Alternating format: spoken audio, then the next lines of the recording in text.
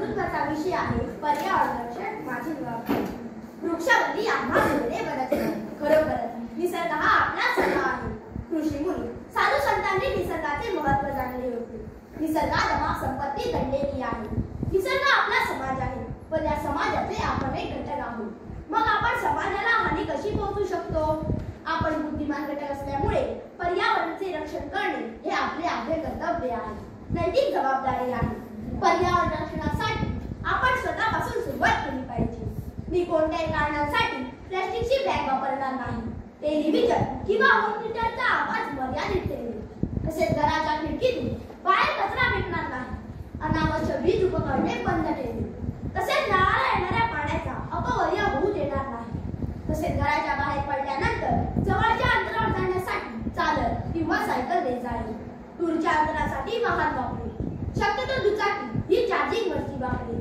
तसेच प्राचीन काळात पशु पक्षी वृक्ष डोंगर हे देवतांचे अवतार किंवा देवांची वाहने अशी श्रद्धा मानवाची होती.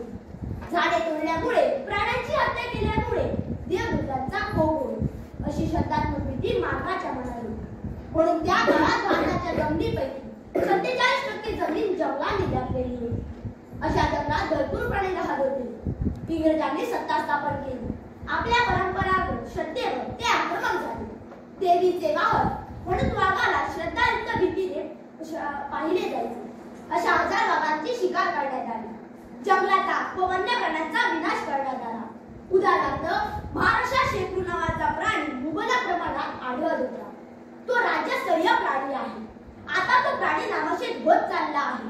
असे अनेक प्राणी नामशेष झाले आहेत. या प्राण्यांचे वर्णन पुढील पिढींना फक्त चित्रातून दिसणार आहे.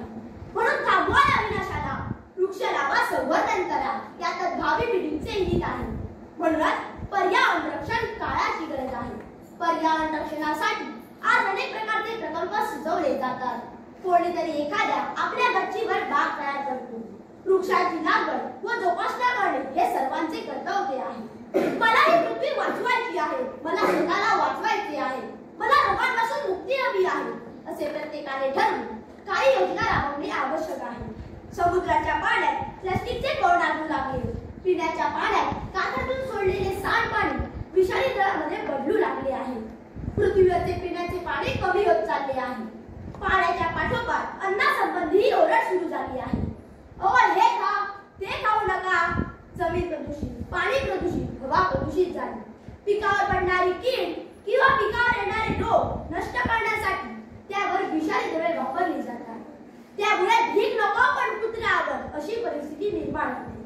दुधावरील भेसळीबद्दल तर बोलायची सोयच नाही.